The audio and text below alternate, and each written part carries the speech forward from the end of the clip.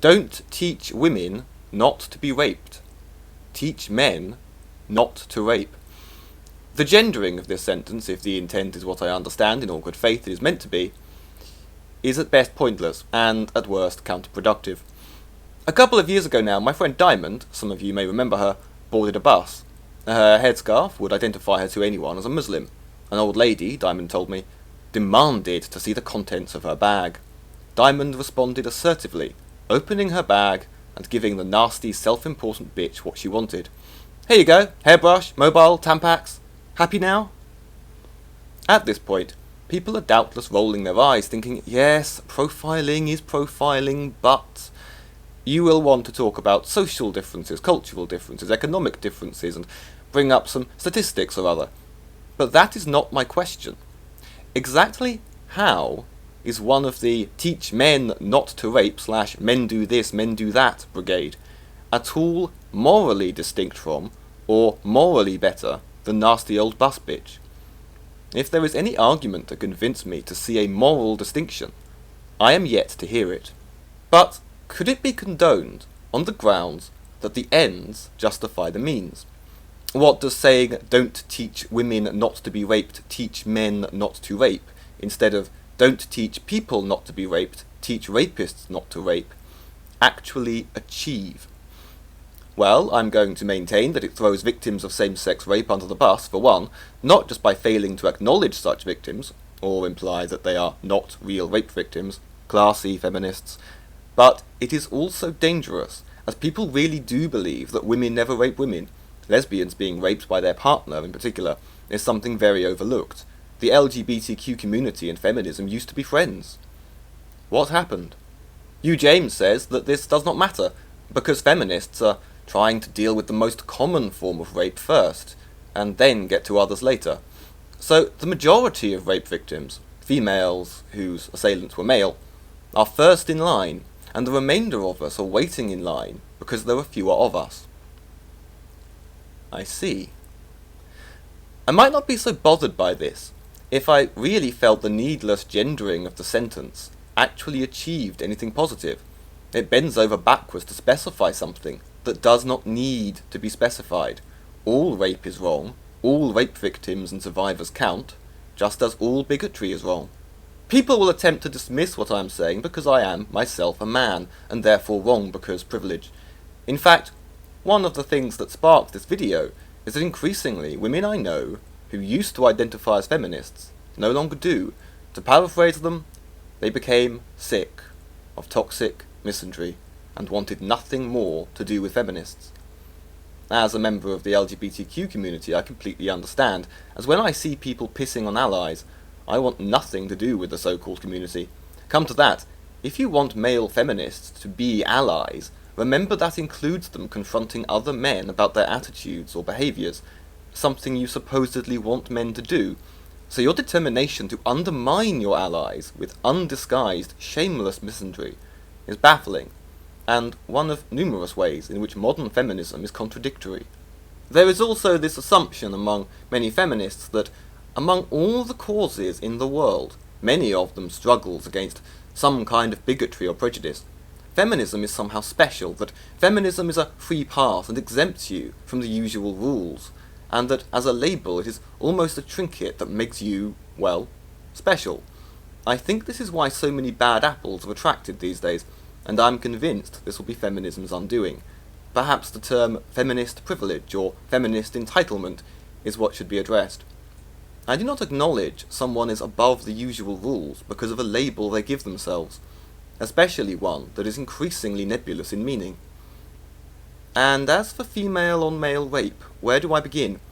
When you argue something like, whether a man is drunk or not, he is responsible for where he puts his dick, you are saying that if drunken rape occurs between a man and a woman, then it is the man who is the perpetrator by default, and also that drunk men are never raped by women. Where does gender inequality play into all this? Well, if I have sex with a woman and both of us are drunk, and she accuses me, I'll accuse her back. Oh wait, a man can't report a woman for rape in the UK.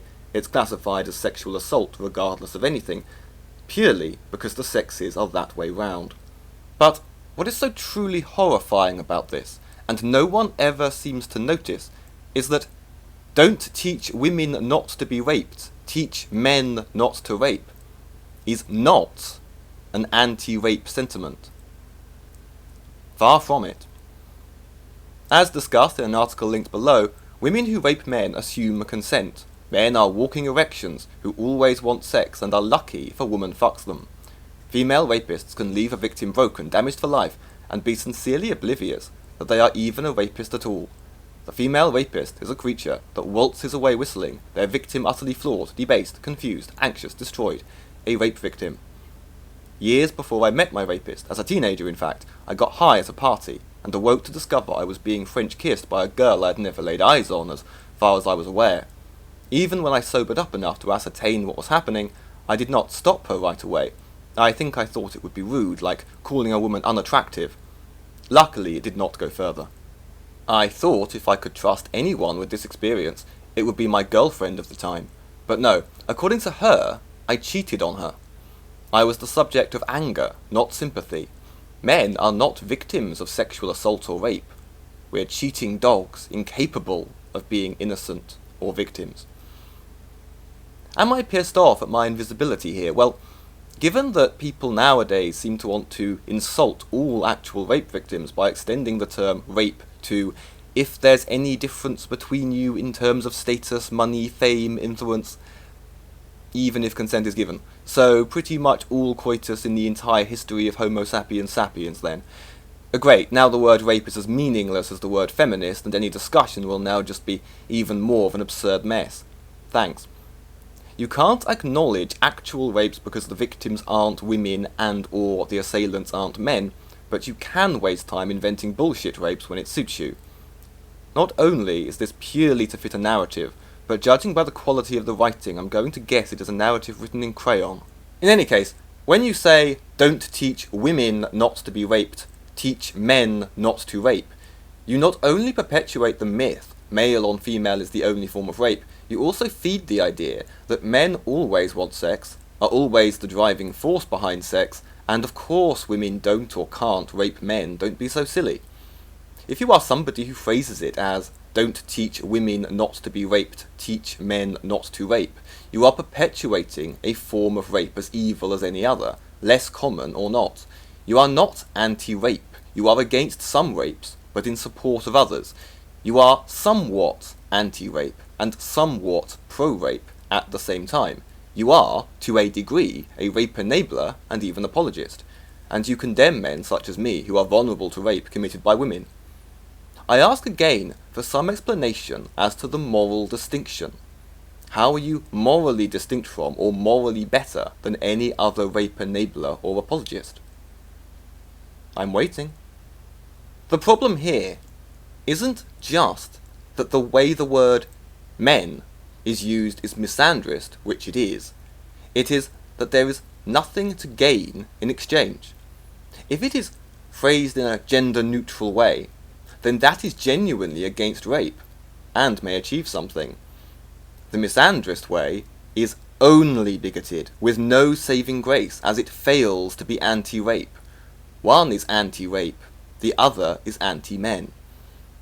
I remember, back in the day, when feminists and MRAs looked so distinctly different to me. When people, including feminists, criticize MRAs, they point out that there are genuine men's rights issues, which they don't really do anything about, that they are entirely negative as they are defined by what they hate, that they achieve nothing but hatred, and maybe, when it's all said and done, that is their only real goal. The creatures outside looked from pig to man, and from man to pig, and from pig to man again. But already it was impossible to say which was which.